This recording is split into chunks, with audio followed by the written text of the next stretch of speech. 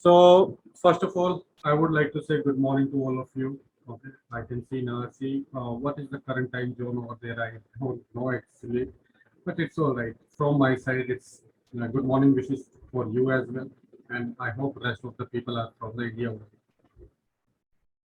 So before starting this, demo, I just wanted to know about a little profile from you guys so that I can able to understand what my audience is having the knowledge and what kind of experience you have. Just 2 or 3 lines, your good name, from which country you are, what kind of knowledge you have, okay, regarding the CCA. So maybe we can start it from Shashank you. Shashank, can you please brief about yourself, about your experience, about country, about knowledge? Hello everyone. Hey, hi. I am Shashank here, and I have relevant experience of about over 10 years and into network routing, switching, and security as well. And having worked with various multi-vendor devices like Cisco routers, switches, and checkpoint R65 and other security devices like Juniper SRX. So would like to gain more expertise on deep dive skill set into enterprise infrastructure. So I with this module, I am keen to looking forward for enhancing more into routing, switching, and enterprise skill sets. Thanks, Ravinder. Hey, thank you, Shashank. Maybe Raj, you can speak up. Hi there. I'm a network engineer with like five plus years of experience, and having Cisco as a main house, and trying to learn more in Cisco. That's it. And you are in India only, right? Yeah. Thank you. Welcome. Okay, maybe Narsi, can you? Myself, Ankit. I'm from India. I have around 15 years of experience in routing, switching, firewalls, and load balancers. Thank you. Great. And all of we are here for the CCIE Enterprise today. I hope you guys are already aware about the agenda. Now let me just give a brief, okay, about all of this stuff, how we are teaching, what we are teaching, what is the plan, how many number of hours, what would be included. All the general terms or general questions, whatever is there in your mind, I would try to complete it beforehand. But even then, if there are some questions which are unanswered, maybe you can ask any point of time and I will help you out. Okay, so someone joined, let me check. Okay, Kaza. Hey Kaza, thanks for joining in. So maybe you can also please introduce about yourself to all of them. What is the number of experience in which country you are currently, and whatever you want to share more. Currently, I'm working with Orange, and I have around 13 years of experience in routing, switching, security, wireless, and other things. But yeah, so that's my core expertise. I've worked with different companies like Wipro and CDK. So currently, I'm with Orange Business Services. If I'm not wrong, you were the Cisco trainer also earlier, right? Mm-hmm. Someone was telling that you were the Cisco trainer as well. Okay, so Cisco trainer. You work. Yeah. I do train, on Cisco majorly and Yes. till CCNA, CCNP level and wireless as well. But yeah. Okay. You were there. That's great. So we have a good expertise candidates here, a very good group. So I was just talking about. So let us move ahead and maybe talk about these sessions and about the general questions, maybe some technical stuff also, so that you guys would be able to understand how we are proceeding, what is our plan, how much time, okay, and what we need to do end to end for this CCI class. So thank you all and welcome you all again, okay, for this session. If I will talk about any of the session, whatever session we are doing, including this demo session, all of these sessions will be recorded. The very first thing, okay. Your each and every session will be recorded. You will be have dedicated portal for this, from where you can download your videos, or maybe you can watch your videos at any point of time with your pace of speed whenever you want later on also. So I would say that okay, some of the topics for you guys may be new, okay, and you would not be able to catch up. Some of the topics maybe you are already working in networking. It might be some of the topics are not very much new, but I will try to explain each and everything that in every class you will learn more than one thing in every day. So if you are spending the time, I would recommend that yes, if you are coming over here, you are giving your time, you will definitely learn one more thing, or maybe two more thing, or maybe more within that class, which topics you are already aware about. Okay, even we will be talking about static. Static is very basic. People are very much aware about the static, but even though in static, there are a lot of things which we can learn about, and we will see in today's demo also. If time permits us, I will be completing it more. Second thing, all of these studies, we are already aware that this is a bigger program, and to complete this proper agenda, we will be need to spend a very good hours of time. So you can think so that in our technology classes, only for the technology classes, okay, I would say we need to spend 120 hours minimum. It can be, more or less, at depending upon the audience, at depending upon the, what kind of pace of speed we are learning. So if I am not wrong, it would be 120 hours plus. So if we will be talking about the Saturday and Sunday and about the weekend, and we are spending maybe 2 hours to 3 hours, okay, 2 to 2.5 hours, you can say, per day. So it will be leading somewhere 6 months and above. Okay, I am talking about technology classes for now. When we are learning technology classes, yes, we will be working on the smaller network first, then we will be creating the bigger one also surely. Okay, but yes, we will be doing each and every topic, whatever we are picking up. Let us say if we are picking up routing or maybe switching anything, we will be doing a lot of show commands, debugs, packet captures. See, what I believe in is anybody can implement the network. So if someone need to implement the OSPF, it's not a big deal. He or she will be checking out from the commands from the Google, and by doing that, it would be easily accomplishable task, right? But the main thing comes when the troubleshooting starts. So when troubleshooting starts, it's become tough, and it required a good knowledge. Okay, like if I will talk about the summarization only, the people are not aware about more and more concepts even in the summarization. Okay, what about the ACLs? What about the prefix list? Later on, when we will be completing in our classes, you will be able to realize that there is a lot of concepts, such of the minor concepts, that if you will learn, you can be out of the crowd list. Okay, so that is whole agenda how we will be proceeding up for CCI. Later on, I would be explaining about regarding the plan also, regarding the CCI syllabus also. But I am thinking so that, okay, first of all, because we are all here, to talk about CCI, and you people must have the prior knowledge, what is the, syllabus of CCI and all of the stuff. So I would be keeping that part for last 10 or 15 minutes. For time being, I just wanted to talk with you guys because it's a very good, people over here having a good experience. So I just wanted to have an interactive session with you so that we can discuss about something, so that whenever you are going out of this class, you should be taking out something from this session. Okay.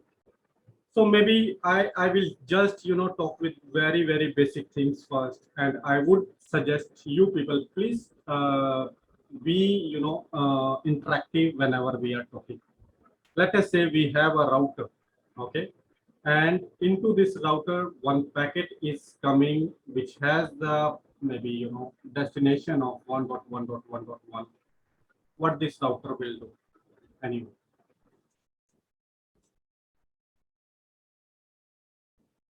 Kindly be more interactive so that this session will be more gain.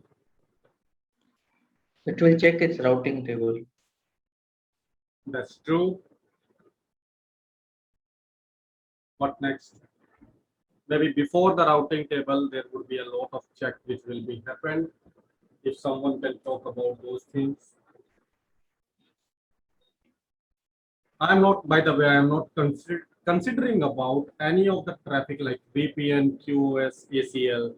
I'm not focusing on that. I'm just, putting on the routing fundamental, how the lookup process will happen inside the router.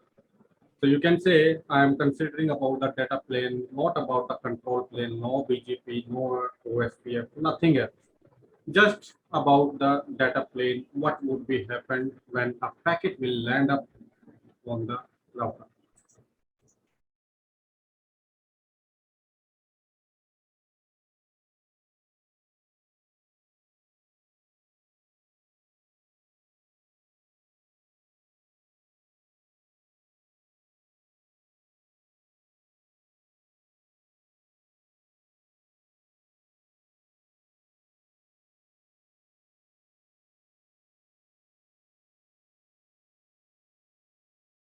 Then whether it has been destination matting is there or something, or it is a part of any access controllers, whether it is permitted outside this interface or not.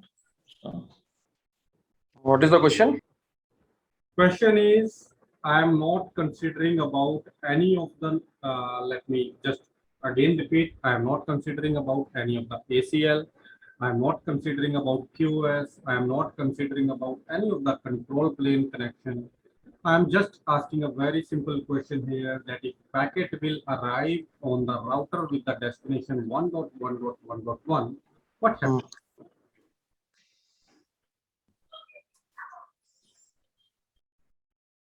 So it once it arrives to the router, you're saying, right? Right. So if it is landing upon the router, what will happen? What would be It will check its egress interface.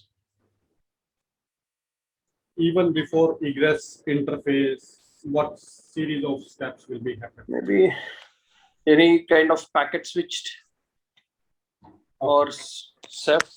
Maybe SEF is anything that. Okay. Okay. Got it. Got it. So we have a couple of the answers, and I would like to say yes, all of you are correct at your point of time. But before that, let me discuss some more things.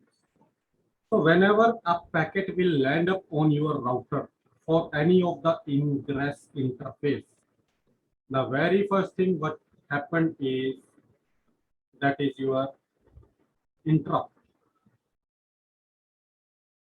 Interrupt will be initiated or interrupt will be triggered. That is the very first thing in your router that happened. That okay, there is something in my ingress interface. And whenever there is interrupt triggered, your interrupt manager will come into the picture. And whenever your interrupt will come into the picture, interrupt manager will come into the picture, it will talk about what kind of data we have, what kind of packet we have. So I would say that it would be a frame at very first point of time, which would be having the L2 information, then L3 information. Maybe I am just talking about all of the payload over here. Now, since our routers have different queues into its sites, either it is IPv4 queue, either it is IPv6 queue, maybe the R packet queue. There are a lot of other, queues available. So next question goes for you guys. Can we check in which queue it should be land up by checking out only this L2 header, not about the L3. I'm not considering about these things. So either it is IPv4 or no, either it is IPv6, either it is something else, how we can check from the L2 header only? Is there any option? Is there anything by which we can consider that, okay, this traffic is not IPv4, it is IPv6 or maybe some another traffic? So anybody would like to answer upon this? Is there any option? Ether Yeah, type. there is a type Ether- field in the Ether there is a type. ether type field in the frame, which will help you to understand Yeah. what is upper layer protocol, what is whether it is for ARP or IP, whatever it is. Okay, Yeah, you were need to checking check something ether good? type. Yes. So you guys are very much correct. The option available over here is ether type. Okay. It is very important, guys. You would be having ether type, and into ether type, it would be inserted into your L2 header. I will show you, don't worry, I will show you practically today. Okay. This is nothing but a hexadecimal value. Let us suppose if this value is 0x0800 maybe for IPv4, okay, and if it is 0x0806 maybe it would be for your ARP packet.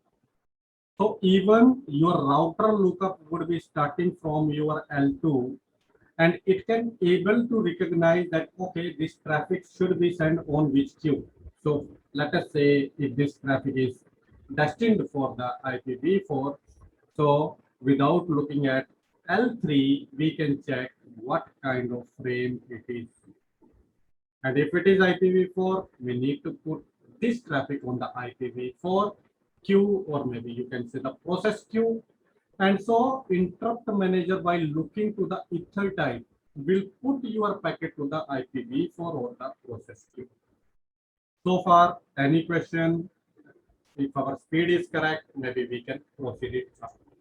So this is the one thing, like what will be happen. Now again the question goes further. Is there any way by checking L3 packet or maybe L3 field, what kind of L4 protocol we are using? Is it possible? Yes or no?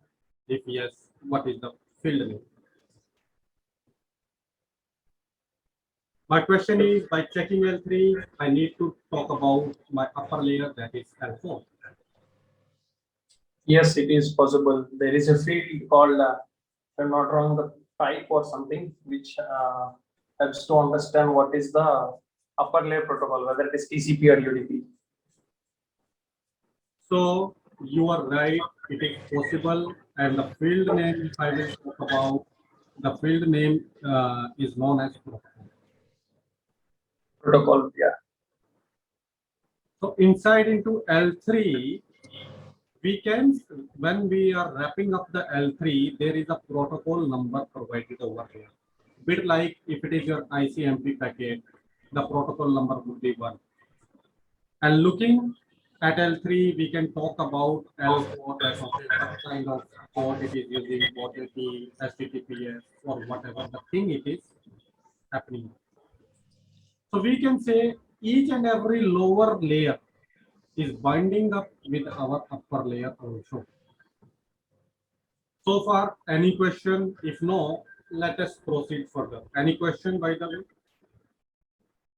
No? Okay. Now, till so far, our L3, L4 kind of stuff is already clear by your interrupt manager. And interrupt manager, let us say, putting this packet into the IPv4 queue. Once this packet would be going into the IPv4 queue, your CPU will be instructed that your intervention is required now. Now let me talk, if CPU is having this data traffic and CPU is having maybe BGP traffic or maybe OSPF traffic, which traffic will be cleared first or moved first from the CPU? Anyone?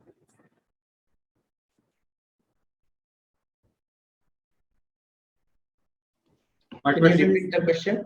Can you repeat the question? My question is, now interrupt manager sent this data traffic to your IPv4, right? This is your data traffic.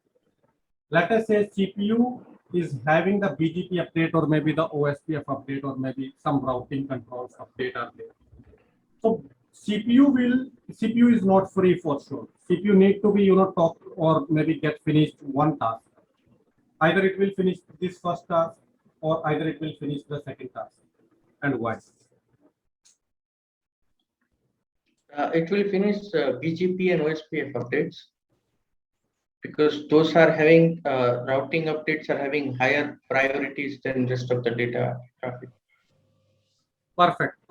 So later on when we will be going to these, all of these things, whatever the routing protocol, including your WIP, when we will be capturing the packet traffic, I will be showing you that they have the high priority 6, okay, and they will be, completed first. So let us say if our CPU is busy, so first CPU will be, completing this task and later on will come to your data traffic as per the priority. And the priority is 6 by default for all of these kind of control connections. And later on, I would be showing you the DHCP value and all of those things. Don't worry from our packet capture. But for now, you should be clear that if such kind of traffic is coming, first your CPU will be initiating up or completing up with your control traffic rather than your data traffic. That should be, you should be aware about that thing. Now, let us say CPU is free now, everything is done, job is completed. Pause that, CPU will talk about that, okay, let us talk about this data and now lookups will start. CPU is involved and it is very important that for such kind of data traffic, when CPU is involved, it is a big problem, critical if your data is so much, okay, because your CPU is involved for such kind of traffic. Okay, guys. So by the way, later on you will be connecting this dot. Later on, I will be talking about more thing about it. Okay, there is a star. Okay, if you have some questions, please keep it with you. I will be coming to that question and I would be completing this stuff later on. But for now, just what I am talking, try to understand that it is a problem for us. So lookup for the routing perspective would be done. Destination IP will be checked now. Okay. Can anybody let me know? Either it will check only the destination or the source IP will also check.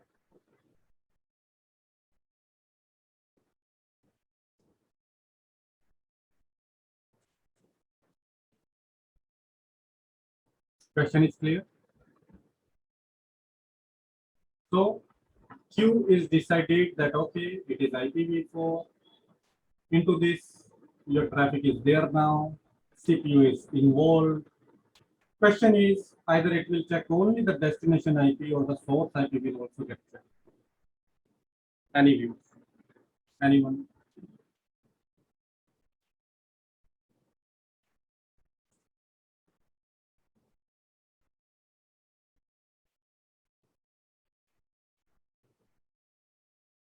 Okay. So source IP will not check by default. There are some scenarios when source IP will get checked for sure. Those can be when you are using PBR. Those can be when you are using NAT. Those can be when you are using ACL. Those can be maybe when you are using UPRF, okay, unicast reverse path forwarding, to check something like it is not performing the IP snooping or something. Those can be at a time when you are checking the VPN. So in those scenarios, yes, your IP, source IP can be checked, okay, and it would be by default checked. But if this is not the scenario, then your source IP will not be checked. And it is only your destination IP which will get checked. Okay, before going ahead, let me, just remove these all of the stuff because it is so much mesh. Let me, come clear it and let us go with ahead. So now so far we have discussed that we have the IPv4 packet arrives over here, okay, and destination IP lookup is destination.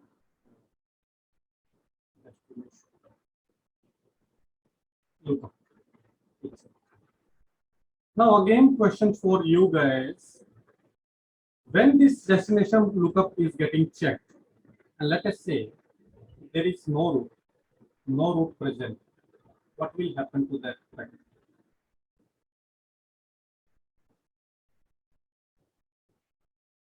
Very important, okay, and it is a best practice also in your environment which you need to be followed up, okay, maybe later on when you will be checking out the auditing part or maybe designing part, you need to be talked about this kind of stuff.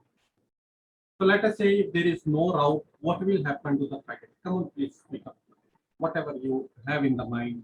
Okay, everyone is here for the learning, so there is nothing, whatever in your mind you can talk about.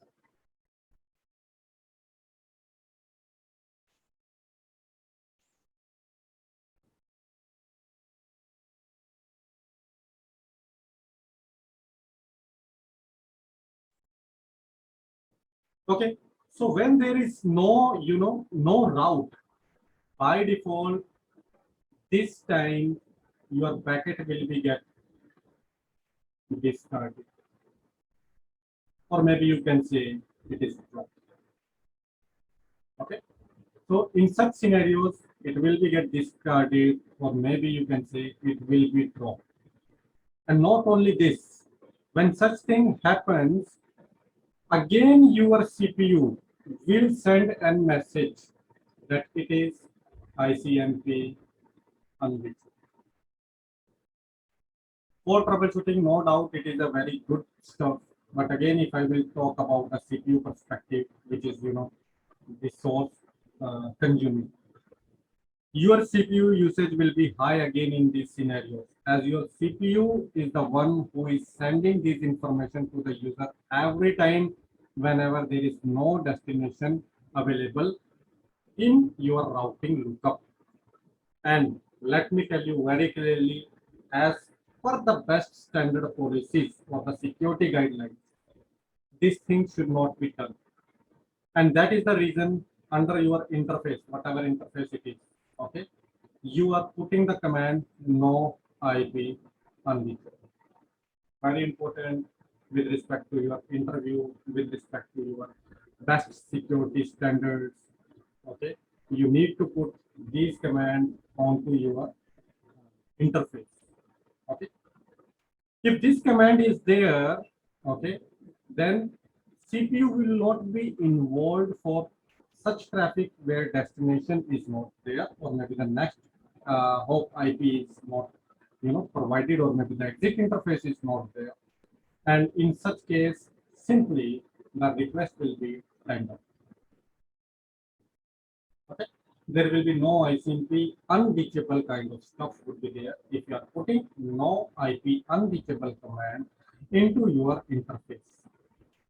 So far, I hope you guys are okay. Now let me again, wrap up these things and go ahead what will be done with our packet, and hope it is, you guys are understanding it. Please keep on talking so that I could see that I am not getting bored. I am not boring you. Okay.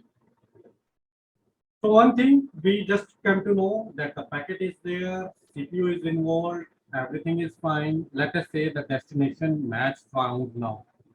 Okay, we have already talked about if destination is not there, the packet will be not there. But let us say if destination is find out, then what will be happen? Now at this point of time, as you people were speaking up earlier, that is correct. It will be finding out the exit interface.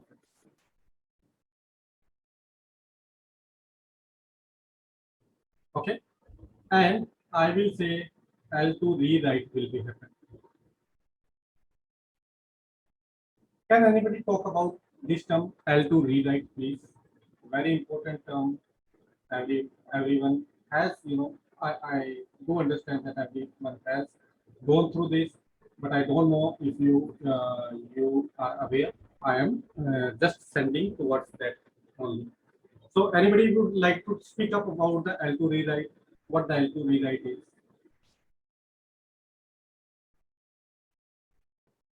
the L2 rewrite, now what the L2 rewrite actual meaning is, all of we are aware whenever the connection moves from one device to another device, your L2 will be keep on changing, your L3 will be the same. We are aware about it, that when packet is coming from here, L2 source will be this device, whatever device it is, and L2 maybe destination would be this interface. And when we move ahead, the L2 will be keep on changing from this interface, it would be the source, okay?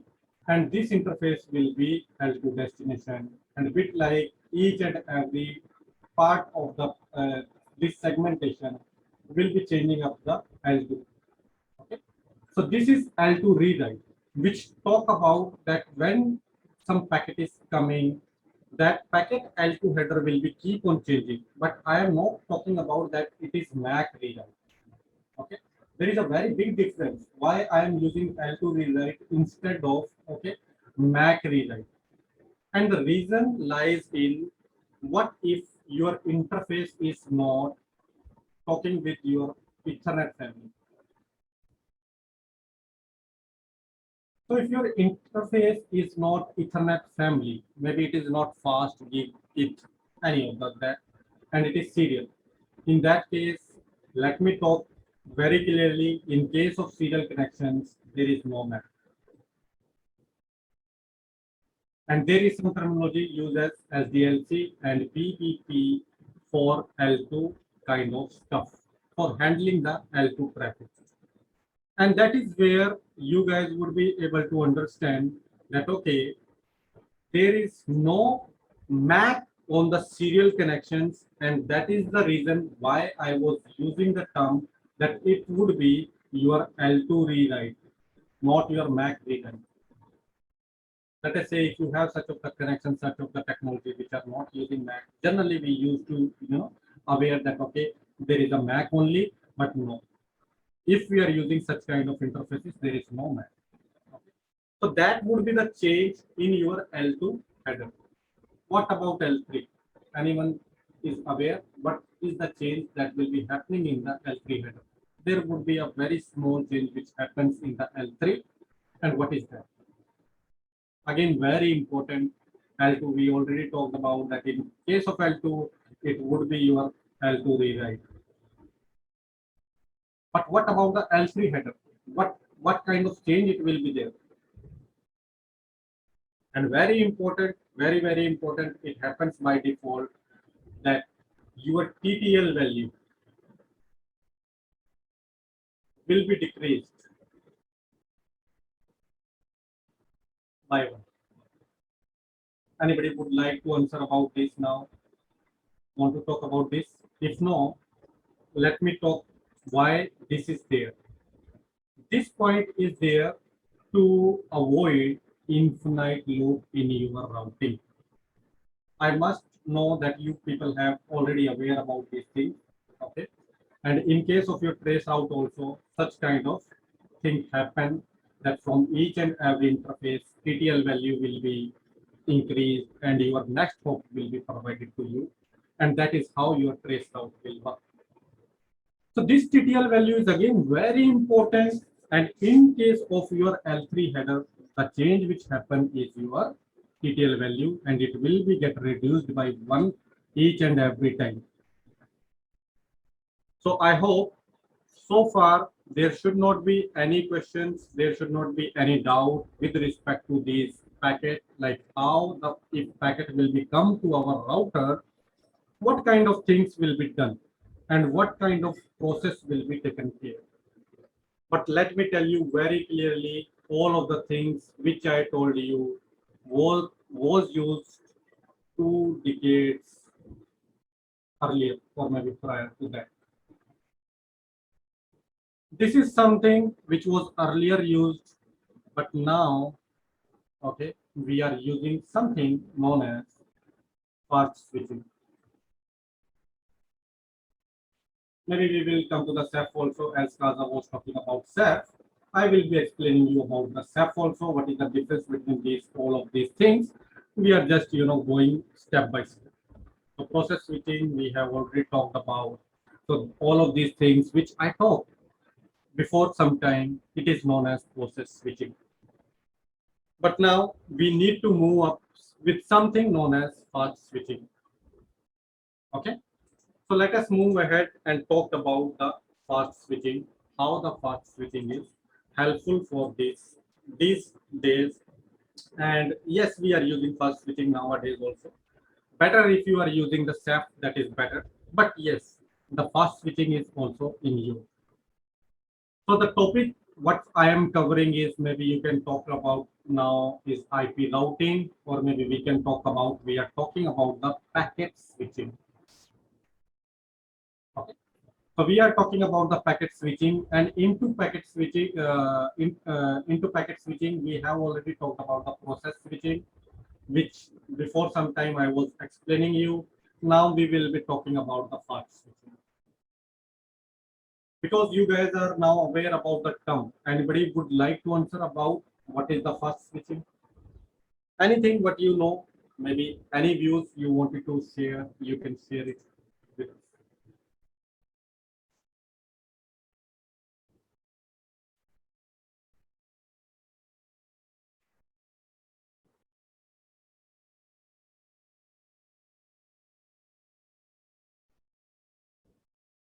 No? So let me now discuss about the fast. So I'm just talking about, very, very general terms, very generic things, very much, very simple things about the routing. Okay.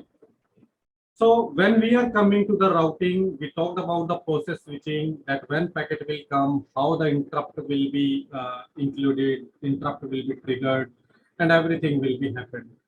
But in this case, in case of fast switching, there is one change, and that change is known as route. Yes. It is bit like your arc table. What arc table do? L3 to L2 binding, everyone is aware that, okay, what is your L3 IP, what is your L2 MAC, even though I would be showing you in the practical form also after some time. But this is your arc table, what it does.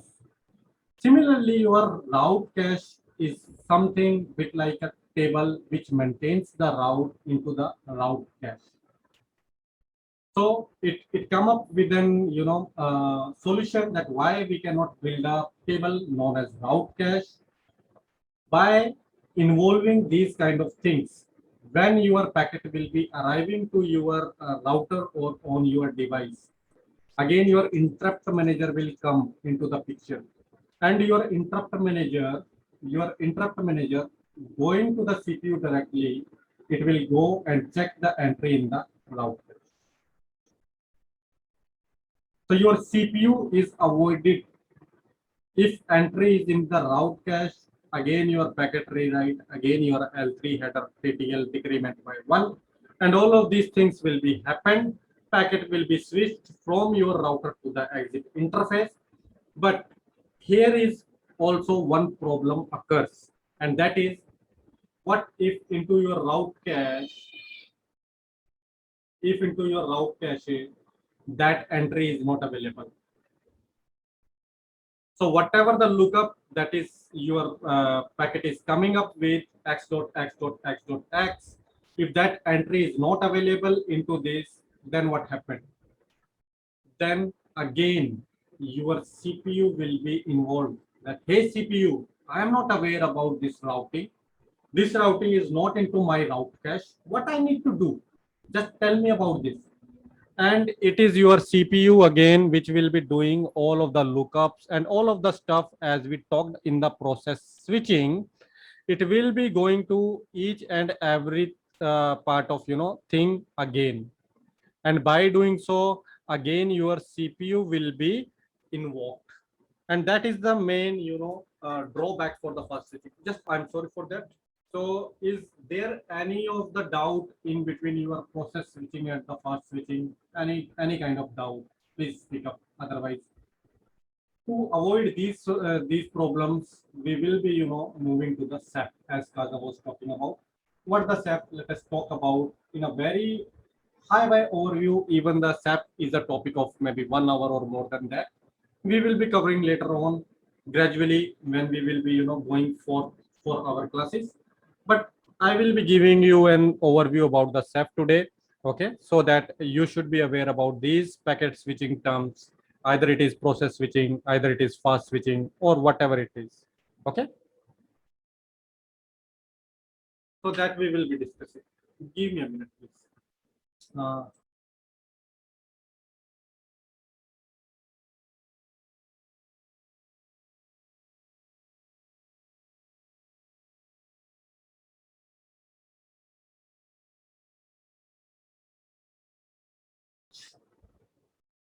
Narcis, I'm any doubt? trying to understand. That's it. It's very new to me. Okay, okay. So that is the CCIE. We need to learn a lot of new things. That is for sure. Okay. Now let me go ahead and talk about more about the stack. But obvious, I will not be filling up everything in one day in your head. Don't worry. So we will be talking about each and everything gradually in our classes. But currently, let us talk about how SAP helps us in these scenarios. So, Kaza, would you like to talk about SAP, please? Because you were using SAP. So, anything what you know about the SAP, anything, you can share your views about it.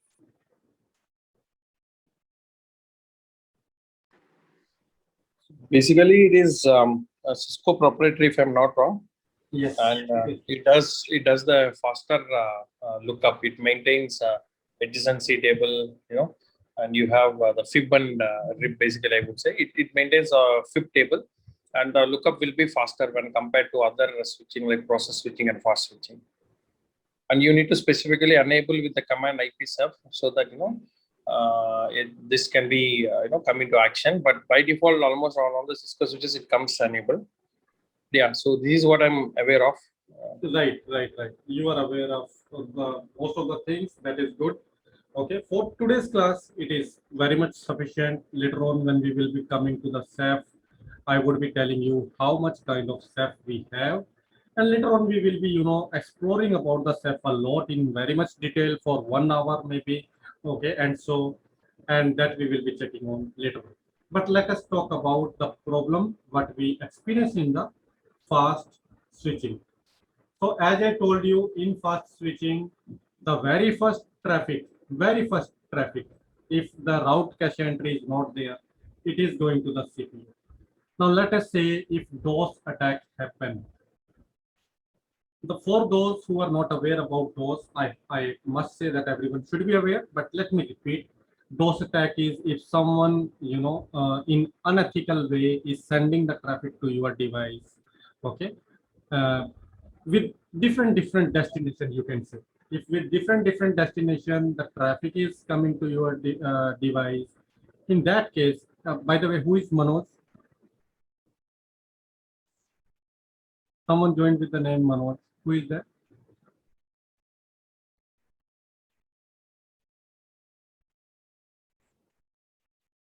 Hi Manoj, can you please reveal your identity? Because this class is only for known people. We have not shared this link to the public. So please tell about how you consensus. Okay, thank you. So we have your information. Thank you. Okay, so let me go ahead, okay, and talk about this fast switching issues.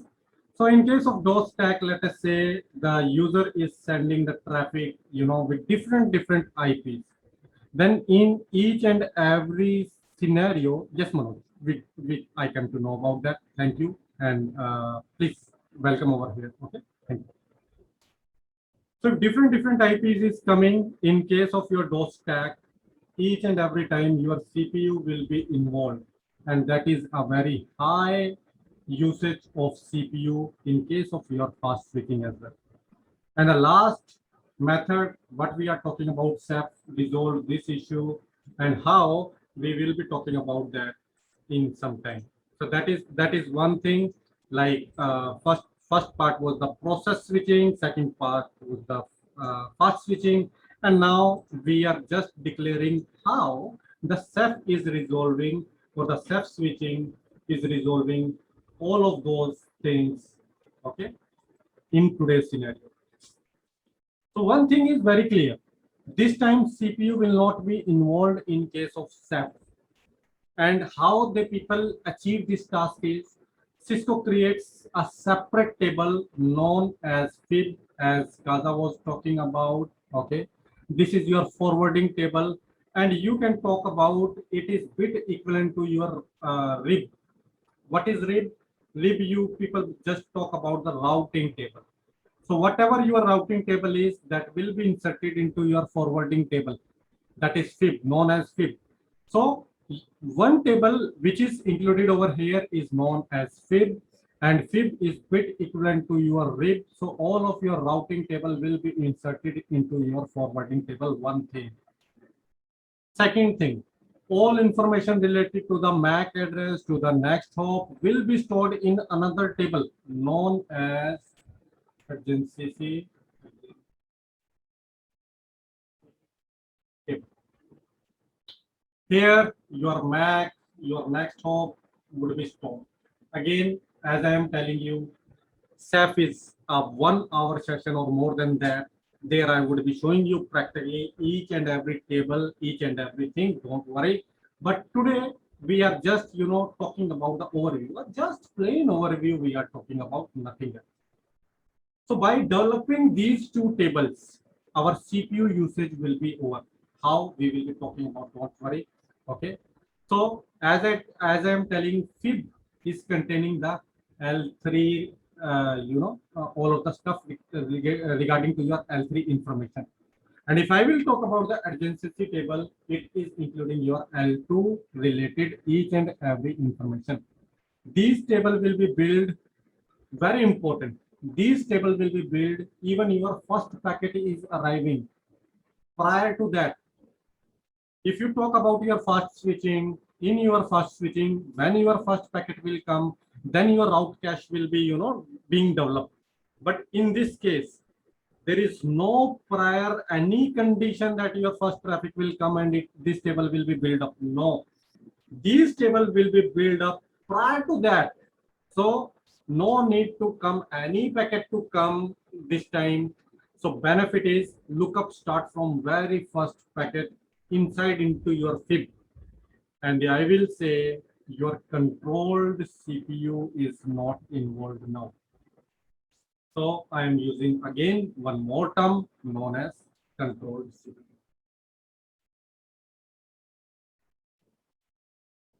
Let me talk this time. What the people do is they divided the CPU into two maybe names, you can say.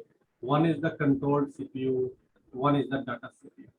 Anybody would like to talk about this? If you have gone through these terms, or maybe if you have a couple of the knowledge about it, maybe you can please speak up so that we can also able to understand. If no, that is fine. We are here to learn. Okay. No.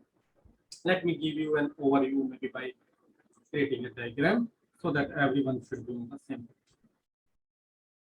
I must say that you people should be, should have worked upon maybe any of the chassis kind of stuff like 6500 series of switch, maybe ASR 9K, maybe Nexus series 7K or whatever. Okay. So in these kind of, bigger devices, you have the chassis system. Okay. And couple of the, modules are dedicated for your SOUP. SOUP 1, SOUP 2, again for HA, we are not moving more deeply into that. I'm just providing you the information regarding the same. So let me talk, these are your controlled CPU. When I am talking about your SOUPs, these are your controlled CPU. Let us say your one of the packet is arriving on this port, okay, from a PC, and it need to go maybe on this port over the server. So the communication which is going like this should not be that this packet is going to the SOUP and SOUP is taking the decision, the active SOUP is taking the decision and sending it to the server. No, it is not a good idea. So for these of the cards known as the data cards, okay, let me write down. data card, or maybe we can say these are IOM. Okay, maybe you can talk about these are the line cards. So any of the data which is arriving on your data card, IOM line cards, it will not go to the soup. Why? What happened is, as I talked earlier, that these soup will be creating your RIP. Okay, all the control plane information they are creating the RIP. And in turn, this RIP will be stored into the data, data CPU, or we can say the another CPU in the form of FI. So you have the RIP, and the same information is stored in the form of SIP. I hope there should not be any doubt so far. Any question you can talk about. If no, this is your PC1 now, which will be gonna go from your first line card, and it will check the FIP table, it will checking the adjacency table, and your data will not be taken decision by your soup engines. Directly your data will be moving from one line card to the another line card, from your PC to the server directly. And if I will talk about, yes, as Kaza said earlier, this was developed by Cisco, but now a lot of vendors, even you say Juniper, even you say Polo, whatever, they are following the same approach with different names. But yes, it was the Cisco which comes up with this kind of solution first, and it was known as the SEP. Any doubt, any question so far in these three tables, in these three, packet switching? I would like to answer about it. If no,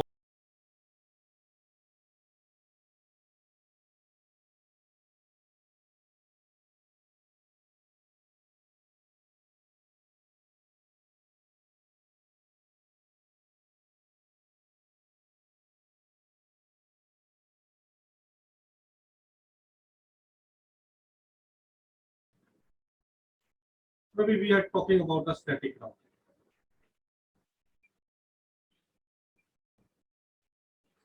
I hope every one of us have gone through the static routing, and again I will say the static routing is, very favorite of me, because it is never do such kind of stuff which is not in our favor.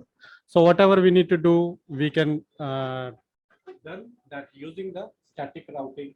But again, due to manual intervention and lot of stuff, we don't prefer static routing. That is perfectly fine. But yes, static routing is the most reliable way, I would say. So we have, let us say, couple of the devices. This is a R1, R2, R3, and let us talk about a very generic, scenario. That is 172.16.1.4/24. Let us say for R1 it is .1, for R2 it is .2, for R3 it is .3. And if we talk about, let us say we have some of the loopbacks 1.1.1.1, it has a loopback of 2.2.2.2 again /32 each and every device. Okay.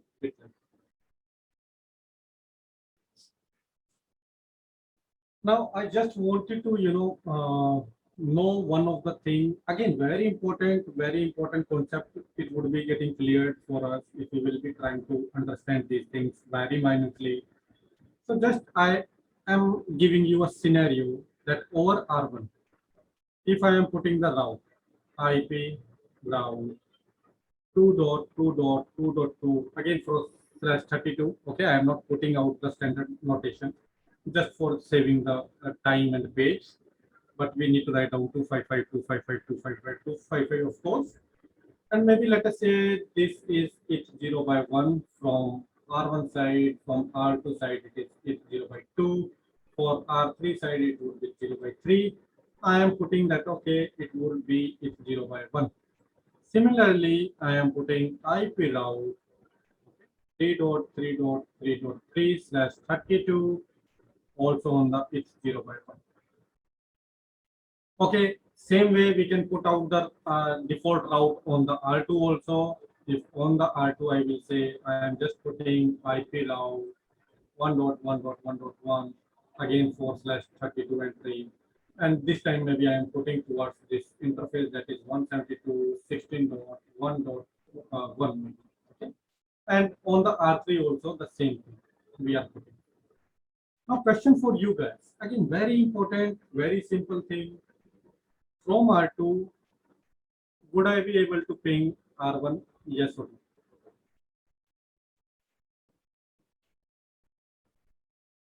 Kindly give me answer so that it would be an interactive session. I hope question is clear. From R2, are we able to ping R1 or no? That is my question. And it is plain static, nothing fancy, not hunky-punky, configuration. Plain configuration, we are putting each and every route with the help of static routing.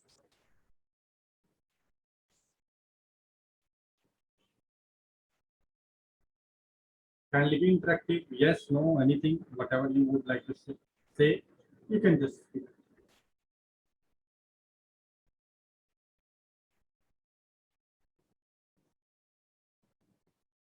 So I hope if we check this routing, stuff, we can easily able to diagnose that yes, if such kind of routing is there, yes, R2 can ping R1. Whatever IP it is, either it is 1.1.1, either it is 2.2.2 source, even then it will be able to ping up. Similarly, R1 can also ping R2. Okay, if I will be talking about the 172 interface 16.1.2, yes, it is reachable. If I will be talking about 2.2.2, since we have the routes in the routing table, it will be also reachable. But now the next question comes, how? And when I am asking how, it means I am bit interested what would be my L2 packet or header, what would be my L3 packet, what would be my L2 source MAC address, what would be my L2 destination. In case of L3, we are aware that, okay, source would be this exit interface 172.16.1.1. And the destination, if I am pinging 2.2.2, the destination would be 2.2.2.2. But what about my L2 source? And what about my L2 destination? What would be the MAC for L2 destination and why? And there we go with very, very important concepts of R. Okay. So let me go through the, this scenario. Maybe physically we can check about it, or practically we can talk about it. Give me a minute. Let me bring up my topology. The same topology, what we were discussing about. So let me just bring up this. This is my R1. This is my R2. And let me go with R3 also. It will take some time maybe. Okay, yeah. We are here on the R1, R2, R3. So let us see the same topology over here. Let us build up all of these things. Let me check show IP route just to check if I have the routing table available or no. So currently we don't have any routing table available. We can see these are plain IPs which I have put in. So if I will check show IP route, you can see there is nothing. If I will check show IP interface brief, you can see I have two interfaces. One interface is it0x1, which is carrying the IP from 172.16.1.0 subnet.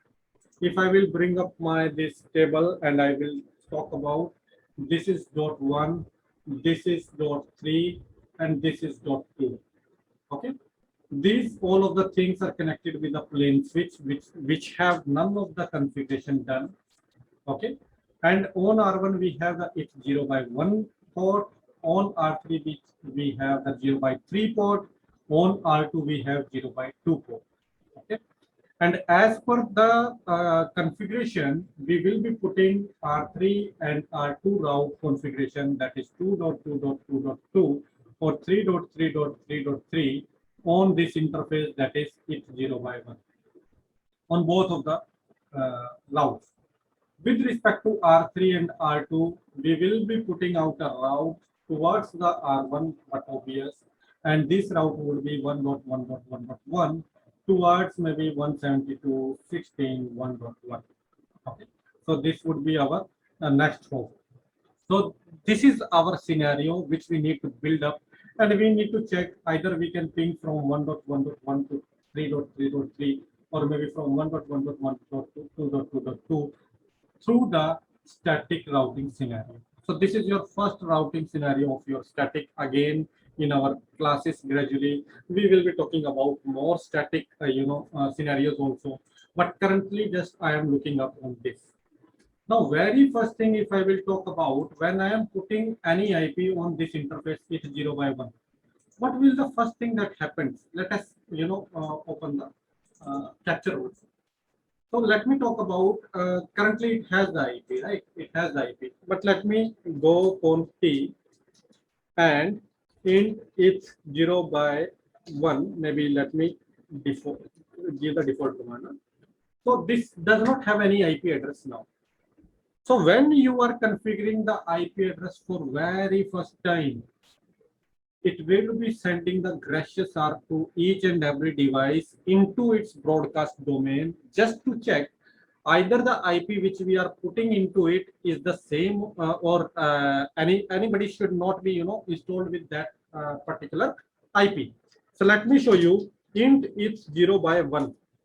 If I am putting the IP 172.16.1.1 and the subnet 255.255.255.0, the very first thing that happened is gracious R.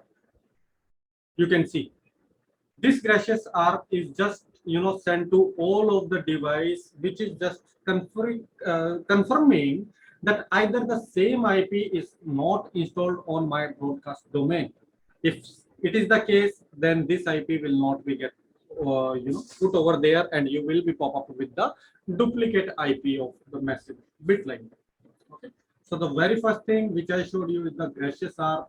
Now let us talk about this scenario maybe in more detail. If you will see onto my device, I don't have any of the routing in the place currently. So IP interface brief is nothing there. I am going to the configure terminal. I am saying I want to go for 2.2.2, the mask, but obviously it is /32. So it would be a bit like that. And the next interface of the next hop is my directly connected interface. Bit like the same, I can configure my 3.3.3.3 also. So 3.3.3.3 is also going to the same interface. Now, when I will check the show IP route, can anybody let me know what it will show me?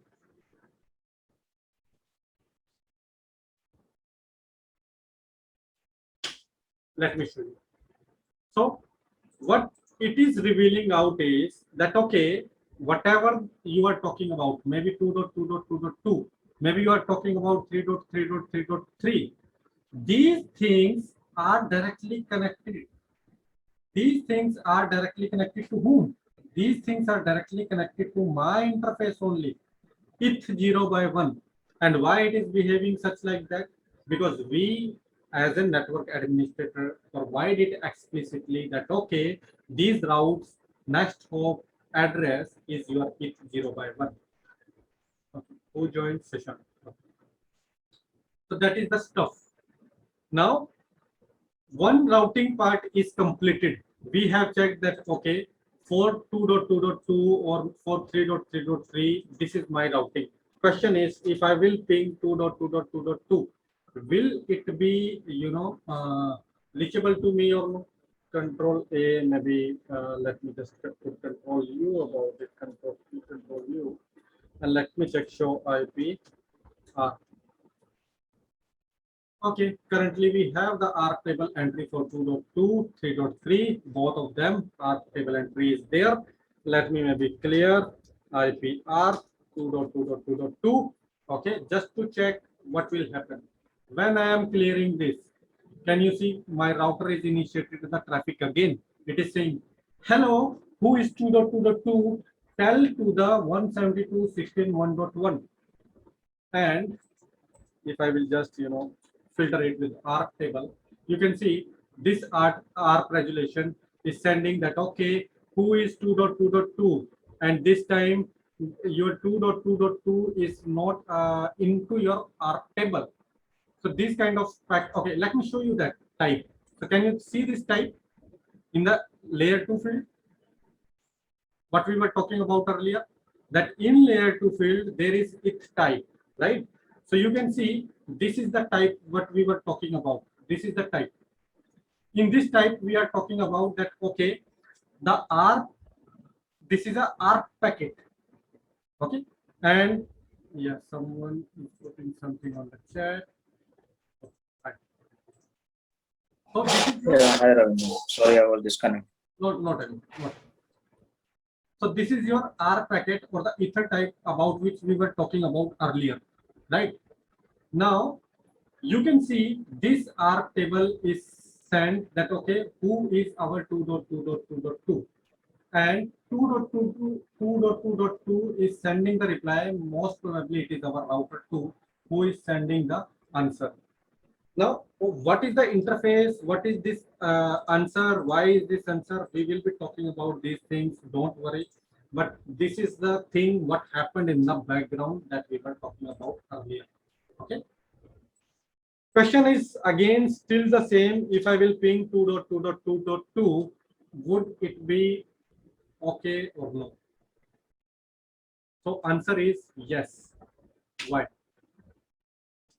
Answer is yes, because if we will look into the packet, okay, if we will look into the packet, we can easily able to understand in our L2, we have the source MAC available, we have the destination MAC available. As I showed you before some time in the ARC table, both of them are there. In case of source IP, would be the exit interface IP, what is 172.16.1.1. In case of destination IP, it is 2.2.2, which is again reachable because you have put the route entry over there through the traffic. So it would be reachable. If you will ping it, it will be giving you the response. But there is again a catch. And what is that catch is? Catch is what would be my source MAC and what would be my distance MAC, destination MAC. That is a catch. Very important concept. Okay. Again, for the security vulnerabilities, you need to disable some of the commands. You will be able to understand what is this, why it is this. You will be known about the significance. But the question is, what is my source MAC and what is my destination MAC? Anybody would like to answer anything any views you want to share, you please talk about.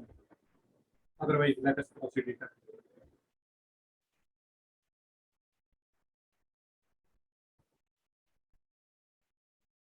Nothing? Okay, not an issue. So let us talk about this. So when we talk about the source MAC will be your R1 exit interface MAC.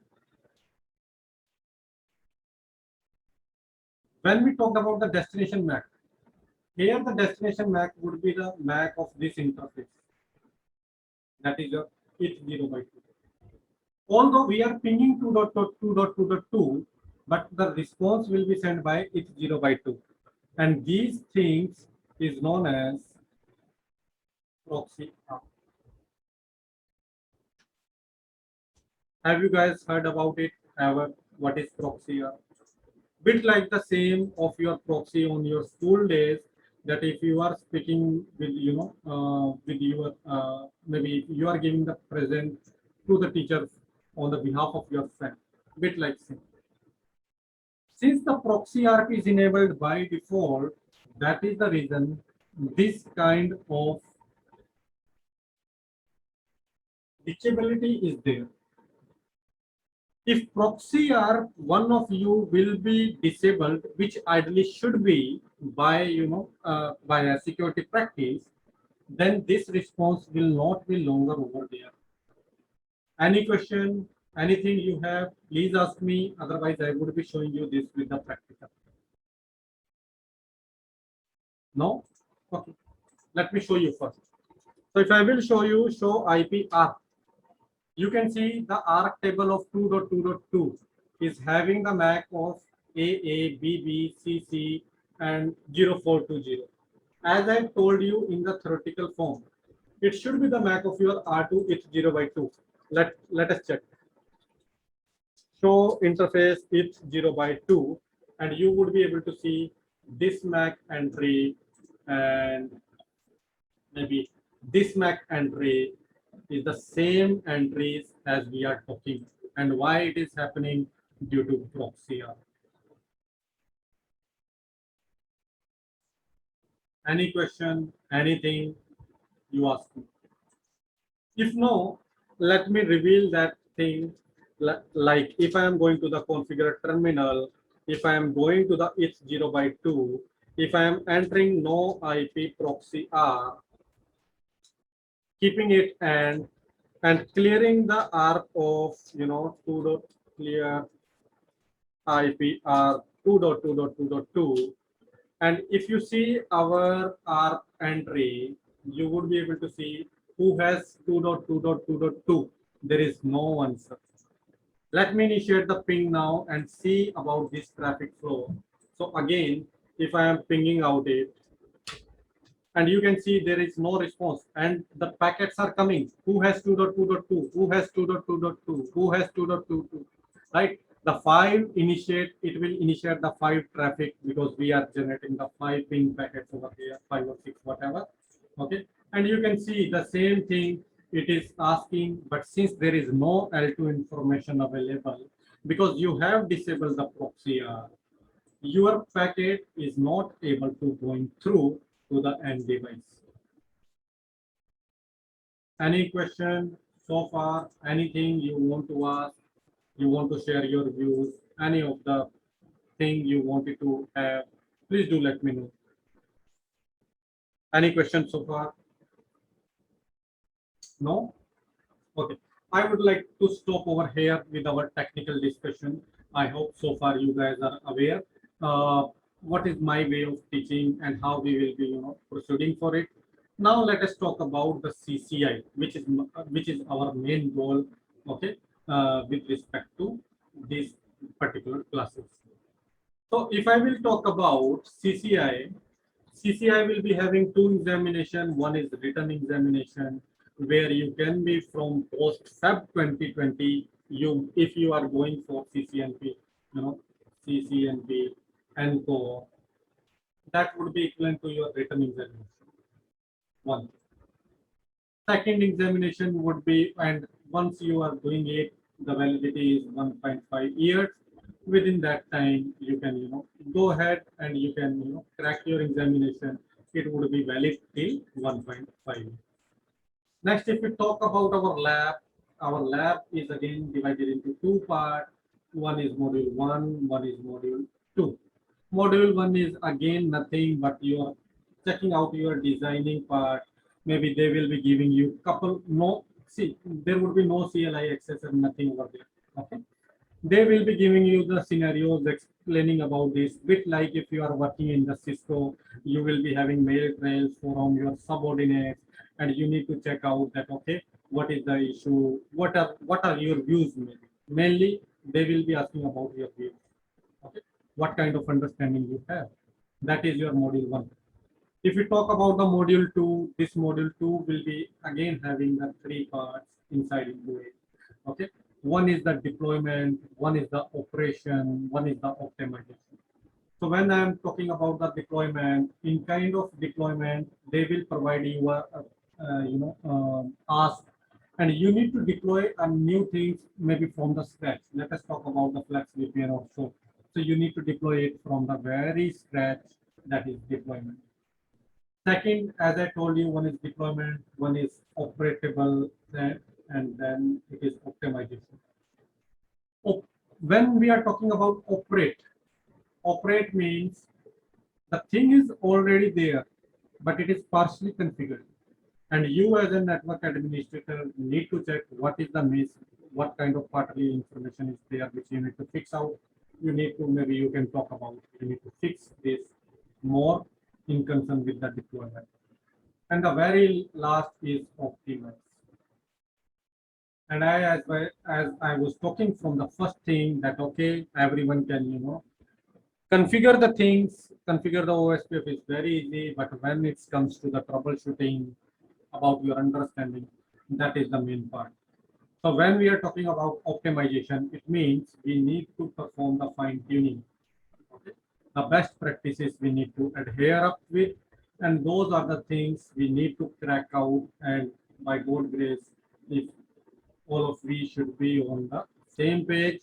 And post this, we will be going to the solution classes about the technology classes. We would be having the boot camp, okay.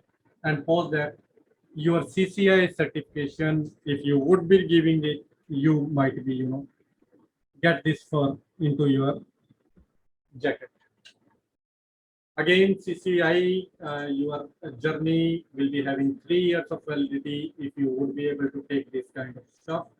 You need to learn about lot of books, okay, and you need to go through a lot of videos. You need to do a lot of practice for sure, without any doubt. You need to go through this.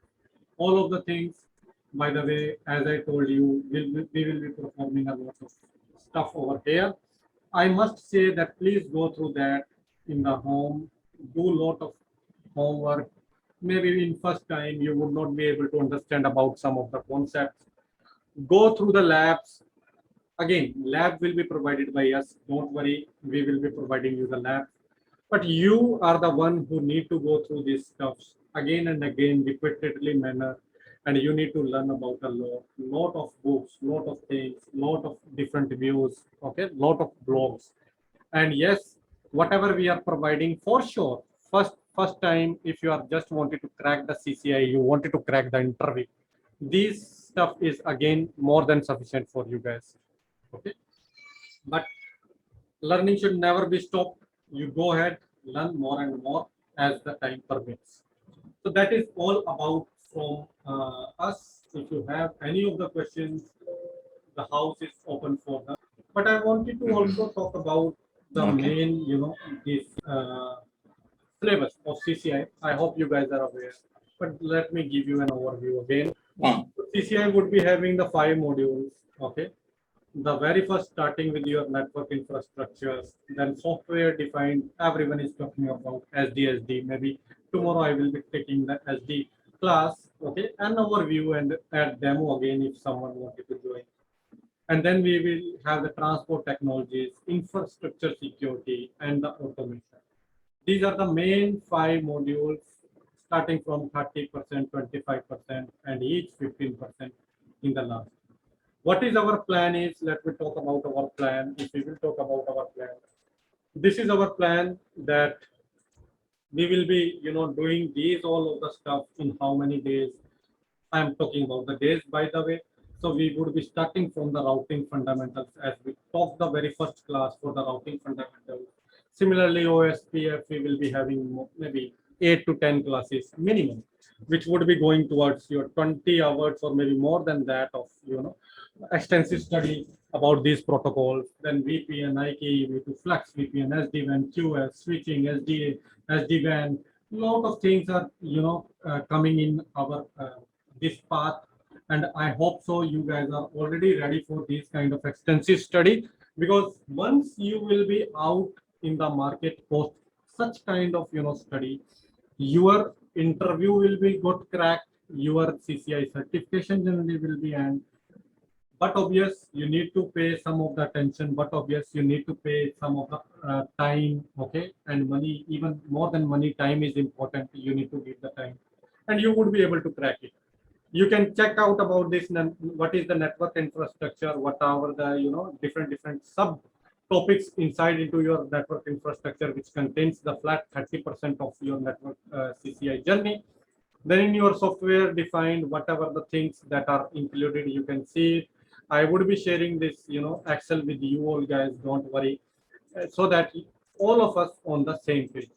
Please do not distribute this Excel to anyone. Keep it for your own self-paced or self-study. Do not distribute any of the study material or any of the material to anyone, okay. Explicitly I am talking about it until or unless NetMinion allows you to share that to your friends. Please do not share anything. It is only for you, only for your convenience. you go ahead, you read about it one time, two time, as many times you want it to go. Okay, but nothing need to be shared out. That is strictly prohibited. Any questions, anything, please go ahead and ask. Otherwise, we are good to wrap up for today.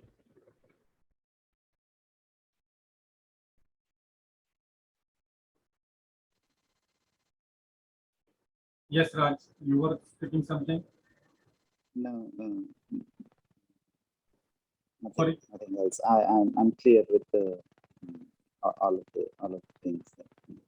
Perfectly fine. How Perfectly fine. Thank you, Raj. Okay, so maybe we can wind up today. And regarding the payment part and everything, maybe Joya will help you out. Don't worry. She will be your point of contact for each and everything. Yes. Hello, Ravi. Am I audible? Yes, you are. Okay. So earlier part we had lab part we had troubleshooting tickets, some scenarios, and then based on that configuration we need to fix that ticket, and then that was there, and some new deployment which you have just now shared. Apart from that, anything else? Here also in operate, we will be provided some tickets, or how it is like. Right. So we will be going through these technologies classes first. Then the second point, as I told you, the boot camp for the solution maybe you can see. Okay. So in that part, we will be talking about all of these things later on. First, we will be going through our technologies classes. I want to bring up each and every one of us, to go through those technology classes first. Reason behind multiple of the candidates are such that they go to the dumps directly, they pass out the CCIE examination, Yeah. but later on when they need to sit on the judgmental seat, they are not able to justify them. Okay, so I don't want to go in that way. I don't want to go in that manner. Yes, solution will be provided for sure, but before that, everyone will be, learning about this terminology, so that whenever you go to that justification seat, you need to justify yourself.